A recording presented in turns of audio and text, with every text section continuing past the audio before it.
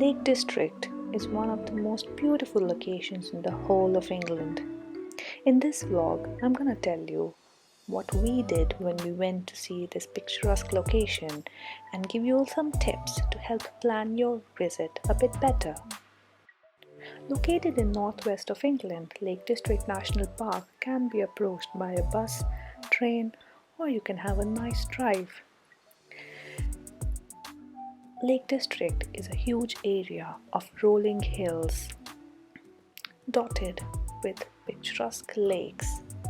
There are lots of little tiny picturesque towns as well which you can see during your trip. You can choose to take a train till Oxenholme Lake District Station, or you can have a road trip from London to Lake District. It's 5 hours, and from Manchester it's around 1.5 hour trip. First things first, Lake District National Park is known for its heavy and perennial rains, so be prepared for it. I would advise an all-weather jacket because an umbrella is no match for these windy rains. One of the first locations we visited was the village of Grasmere. Grasmere is located a little further from the village of Ambleside. It's got its own lake, which is Lake Grasmere. It's not as heavily visited as the Lake Windermere, so it's a much calmer and more serene lake. The village of Grasmere still has that old quaint charm and is a lovely place to just sit down, have a cup of tea and some cake. Grasmere has a very tiny parking though, so I would advise when approaching Grasmere, just park whenever you find a spot, because you may not be able to turn back to find it again. Next on the list is Kirkstone Pass. Kirkstone Pass is a beautiful, mesmerizing place where you ascend between the two lakes, cross the hill, and descend towards another lake. It's on the way from Windermere Lake to Ullswater. Kirkstone Pass is the kind of place where you just want to pull over by the side of the road, take in the views, but make sure you don't block the traffic. You may very easily find some little waterfalls or some little sheep grazing the paddocks.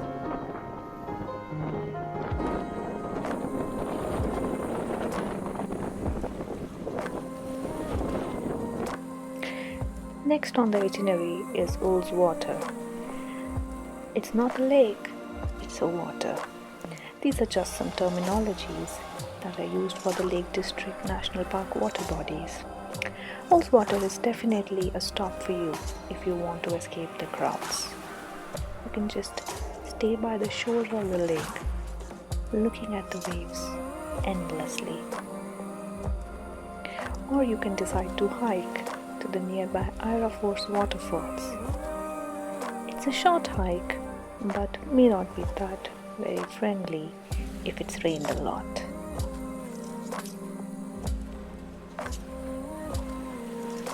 Ira Force Waterfalls is a lovely National Trust site with a well-equipped car park as well. There's a minimal car parking fee for which you can get the entry to the waterfall hike.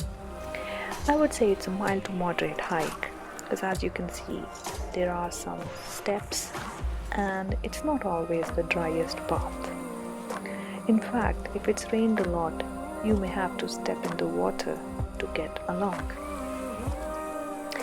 Do take your hiking shoes and wear a waterproof jacket. The total hike from the car park and back to it takes around 40 minutes. I would totally recommend it, and it's a great way to immerse yourself in nature. And it's always a great place for a picnic, especially like the birthday picnic we had when we went there.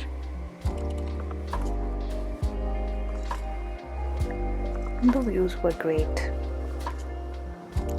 Now we were supposed to go to Buttermere Lake after this, but the weather had other plans. It was raining really heavily, and so we couldn't really do the walk which is around Buttermere Lake.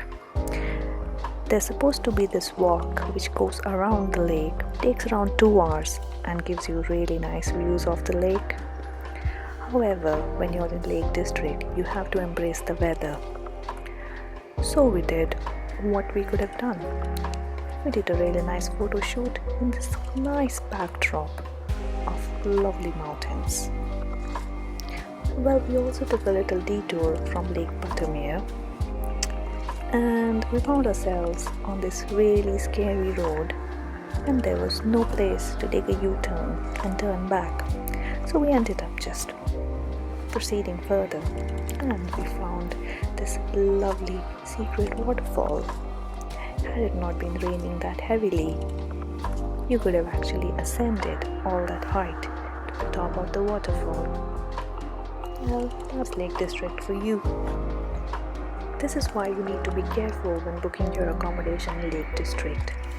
We booked a nice cozy Airbnb, which was a little farm cottage. That means even if it rains, you can still sit in your lovely cottage and enjoy the view. The weather god smiled at us when we reached Lake Windermere on the day 3 of our trip. Lake Windermere is the largest lake. We decided to give Ambleside a skip because it seemed really busy with tourists, and we rather went to this little town, Bowness-on-Windermere. Bowness-on-Windermere is where you can catch cruises on the Lake Windermere as well. You can have nice picnics, there are many walking routes, or you can just sit by the lake and have a little picnic. There are lots of shops, pubs and cafes, and so you can have a nice meal near the lake as well. We grabbed a pie with some chips next to the lake. And that marked the end of our Lake District trip. I can't wait to go back again. Do comment below what you liked the best, and if you would like any more information about any of the places I mentioned. Please like the video and comment below because it would really motivate me to keep making these videos.